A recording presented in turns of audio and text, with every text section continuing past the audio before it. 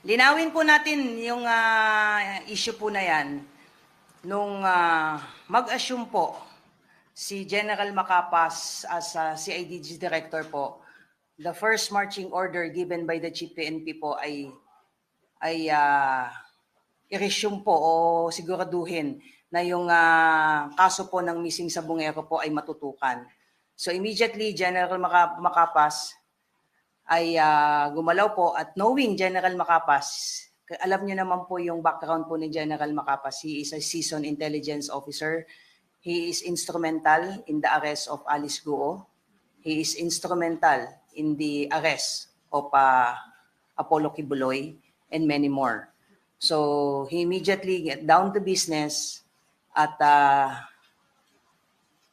dalawang material na witness po yung critical dito sa kaso po ng mga missing sa Bungero. At nakita na po natin lahat yan. Unang-una po ay yung video ng isang tao na nagwi-withdraw po sa ATM.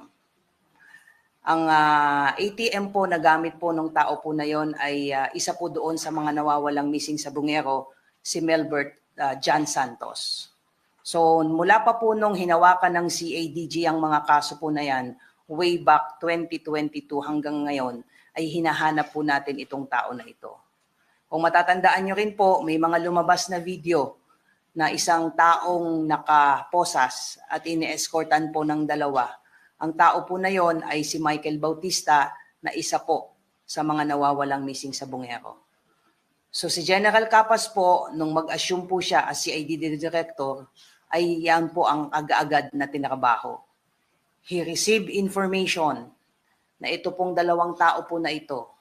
Kung matatandaan niyo po, doon sa isa sa mga statement po ni Julie Patudongan alias Totoy, ay may sinasabi siya na may dalawa siyang tao na magsasabi na involved doon, nakilala niya, na tao niya, yung sinasabi na nag-withdraw ng, sa ATM doon sa may Batangas at yung dalawang tao din na nag-escort doon kay Michael Bautista. So itong dalawang tao po na ito, hindi niya po binanggit na mga kapatid niya. Yan po ang totoo dyan. Si General Macapas po, when he assumed as CIDG Director on June 19, ay tinarabaho po lahat, kaagad po ito. Mga around June 23, nakareceive po ng information po na nasa ibang bansa po itong dalawang tao po na ito. Identified na po natin kung sino sila. Nung June 24 po, again, may timeline po tayo para lang to set the record straight. June 23, na-receive po, may naka-receive po ng information si General Macapas na itong dalawang tao na sinasabi natin, na pinangalanan naman na niya, si Jose Patidongan at saka si Ilakim Patidongan. So yung informant na nagbigay sa kanya ng information ay pinaka-assess po ito at around June 26, General Macapas coordinated with the Bureau of Investigation for the immediate facilitation ng kanilang pagkuha doon sa mga tao po na ito. Initially, ang una pong plano ay na-monitor natin doon sa isang bansa sa Southeast Asia na bansa. Yan po ang una. So, nagko-plan po, nag-formulate po ng case operation plan po ang CIDG led by General Macapas po. Mga July 15 po, pinaka-assess po yan at kinonfirm po ng ating informant na from doon sa isang Southeast Asian country ay lumipat po yan sa isa pang bansa. So immediately nung ma-confirm po na gumalaw po itong dalawang tao po na ito ay nag-request po ng July 15 po ng Foreign Travel Authority po ang team po ni General Macapas po. July 16 po na-approve po yung COPLA na yon.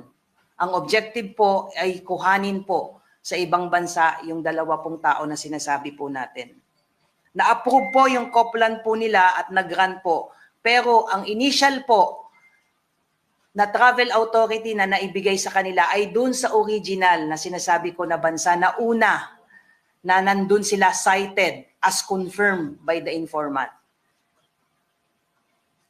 From the time na na-receive natin nila ni General Macapas yung info nung June 23 hanggang nung July 18, ay nandun po yung dalawa na yon sa sinasabi nating unang bansa. However, nung maaprubahan po yung COPLAN at mag-grant po yung Foreign Travel Authority po nila, ay lumipat po doon sa isang bansa itong dalawa po na ito. Kaya po yung travel authority po nila ay na-amend. From the original na bansa sa Southeast Asia, lumipat din po sila sa isang bansa sa Southeast Asia din, ay tumulak po no less than si General Macapas papunta po doon sa lugar na yon. Kinuha po nila yon, yung dalawang tao po na yon, with no fanfare, with no ingay whatsoever, because these two gentlemen are very critical po sa investigation. At na-find out nga po natin, na-confirm natin, na itong tao po na ito, si Jose Patidongan, ay meron pong outstanding warrant of arrest. At yung isa po na si Elakim Patidongan, nung makuha po yan ni General Macapas mismo, na napakatahimik, walang ingay, hindi natin pinaputok sa media, kasi nga gusto nating makuha itong dalawa na ito dahil naniniwala tayo, ito yung mga missing link doon sa mga kaso ng missing sa Bungero. Kinuha po sila at binalik po sila dito sa ating bansa. Dumating po sila July 22 po, na napakatahimik po.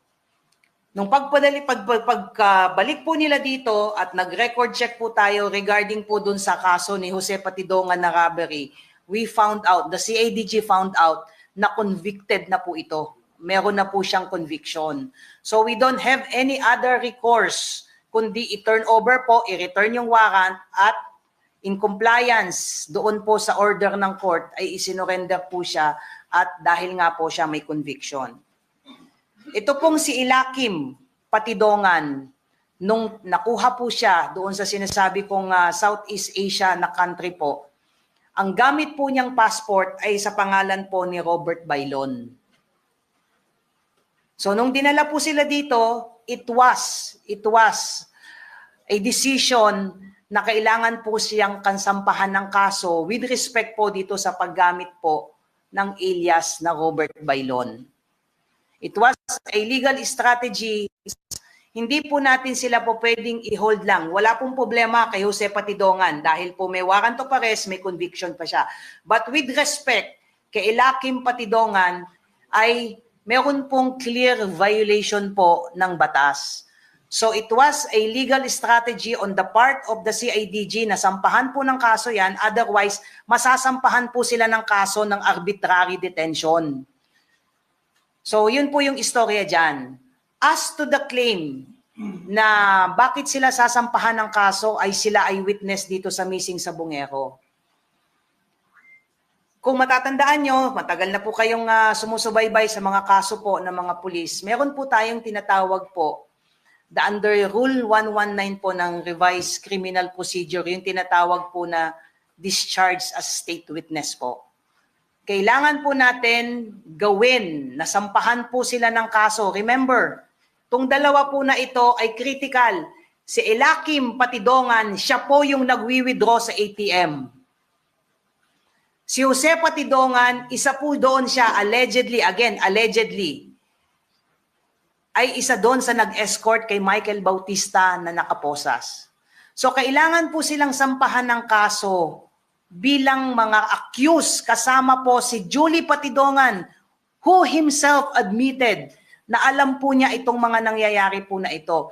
The only way para po sila maging witness at ma-discharge as state witness, kailangan po silang sampahan po ng kaso. At kailangan po nating ipaintindi yun sa ating mga kababayan at siyempre sa pamilya po. Hindi po natin alam kung ano po yung nakakating na information sa family kung na ginigipit itong mga possible witness.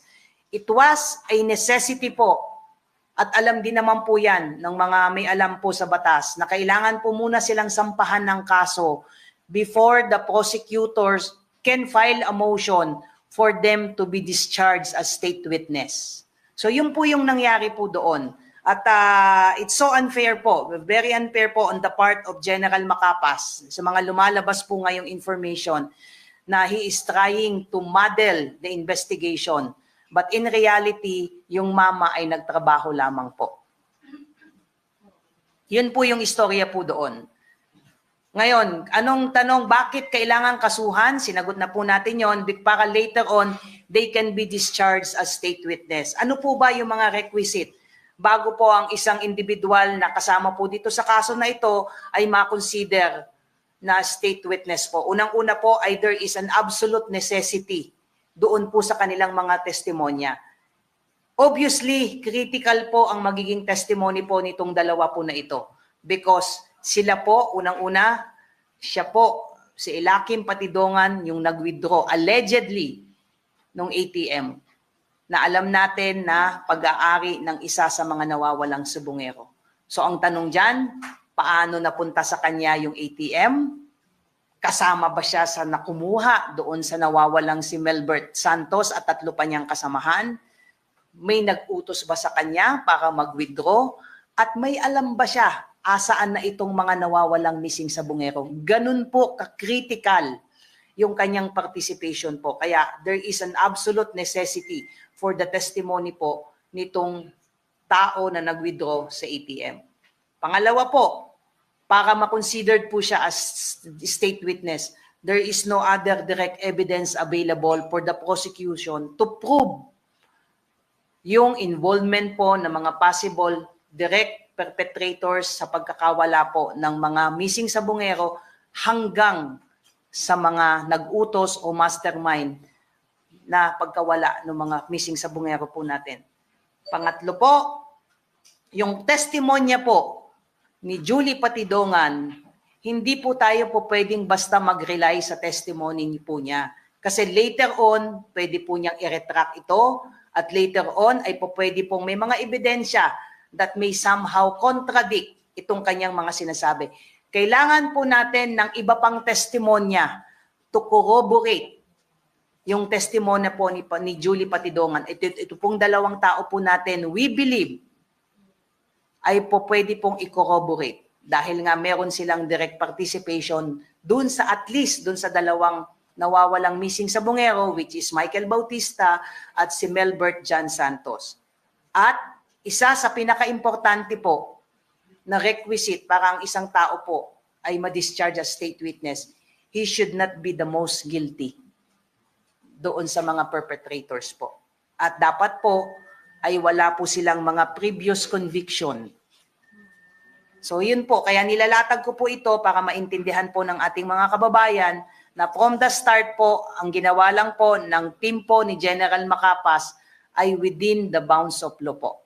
So it's kind unfair po to even insinuate na may ginawa pong hindi tama si General Macapas. Yung mama, hindi magsasalita po yun because he's not used to the limelight. Oh, I'm taking the cudgels on behalf of General Macapas and on behalf of the PNP organization na lahat po ng ginagawa natin ngayon, lahat po ng aksyon natin, isa lang po ang objective po ng PNP para po humanap ng hustisya para sa nawawalang sabungero at ang kanyang mga pamilya. We want to assure everyone na hindi po magpapagamit ang PNP kanino man at sino man to advance their own personal interest. Ang objective lang po ng PNP ay bigyan ng hustisya ang mga nawawalang sabungero at yung kaniyang mga pamilya. Hindi po tayo magpapa-influensya sino man. We will proceed where the evidence points us. Yun lang po. Kung may conviction na pala itong si Jose Patidongan, malabo na siyang maging state witness sa kaso. Hindi ko po kayang sagutin yan sa ngayon, ma'am, dahil yung appreciation whether or not a particular accused can be discharged as state witness is within the ambit of authority and discretion po ng korte. Ang prosecutor po ang magpo-file po ng motion sa korte po para po i-discharge ang sino man pong accused para siya po ay magamit as state witness. Magkakaroon, once makapag-file po ng motion ang prosecutor, magkakaroon po ng hearing yan. Magpe-presenta po ang prosecutor ng necessity or at least justification for the appreciation ng court kung po pwede po silang ma-discharge as state witness. Maaaring isa doon sa mga mandatory requisite ay maaaring, yun nga, yung sinasabi ko na walang prior conviction. But then again, we also have to balance, I don't want to preempt kung ano pong magiging desisyon po ng korte, is very critical ang magiging testimonya po, if ever po, nitong mga nasa custody po natin ngayon to prove na ito pong mga missing sabungero were indeed held in captivity and later on, hindi po natin alam hanggang ngayon ay hindi pa po nakikita ang kanilang mga labi po. May info na ba ang PNP? Paano nakaalis yung dalawa, yung si Jose at si Enaki? Kasama po yan, ma'am, sa ating iniimbestigahan for the longest time. How come na nakalabas sila ng bansa? It's not remote na katulad ng iba nating mga hinanap at pinursu at minanhunt ng mga wanted person. There is also a possibility na gumamit din sila ng exit route po. Not necessarily dun sa proper channels, or we are now coordinating po sa BID to check kung may mga travel records. Remember, itong isa po na ito ay gumamit ng isang ng alias. Again, clearly there is clear violation po ng existing laws po natin. So lahat po yan ay kinoconsider po. So kailangan lang po siguro nating ipaliwanag sa pamilya kung bakit nating kakasuhan sila ng a separate case maliban po doon sa kanilang possible involvement po dito po sa kaso po ng mga missing sabungero. Yes, ma'am. Ma'am, sa statement ni Alias Totoy, yung mga binibigay niyang statement, parang ang lumalabas kasi sa mga statement niya, yung mga pulis ang dumudukot, yung mga pulis ang kumukuha dito sa mga sabungero na ito. Pero yung nakita sa CCTV, kapatid niya pala, yung isa dun sa dumukot. So, ibig sabihin, hindi naman talaga siya ang guilty dito o baka simula alam niya at siya ang nagputo sa mga kapatid.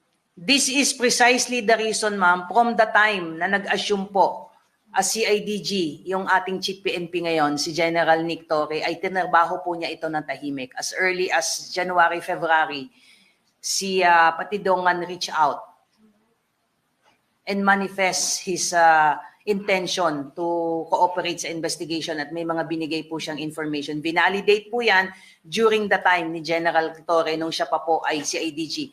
Tahimik, hindi lumabas sa media kasi we don't want to preempt the ongoing investigation, validation until such time na nabuo po itong mga kwento po na ito at itinurn over po natin ang kaso sa DOJ for purposes of case build-up pursuant to DC-20. From the time the case folder was turned over sa DOJ, wala pong statement na binigay ang PNP dahil gusto natin na tahimik investigahan po ito. So may mga lumalabas na mga pananalita si Mr. Patidongan, hindi po kontrolado ng PNP po yon. It's up to him kung anong gusto niyang sabihin. But on the part of the PNP, uulitin ko po, we will proceed where the evidence points us. Clearly, meron pong direksyon yung ginagawang investigation ng PNP. Sabi nga natin, regardless kung sinong tatamaan, regardless kung sinong lulutang sa ating investigasyon, wala tayong papanigan, kundi katotohanan at hustisya. Bakit kailangan dilipat si Makapas from CIDG? Okay. Just to give you history po, mag-backtrack po tayo.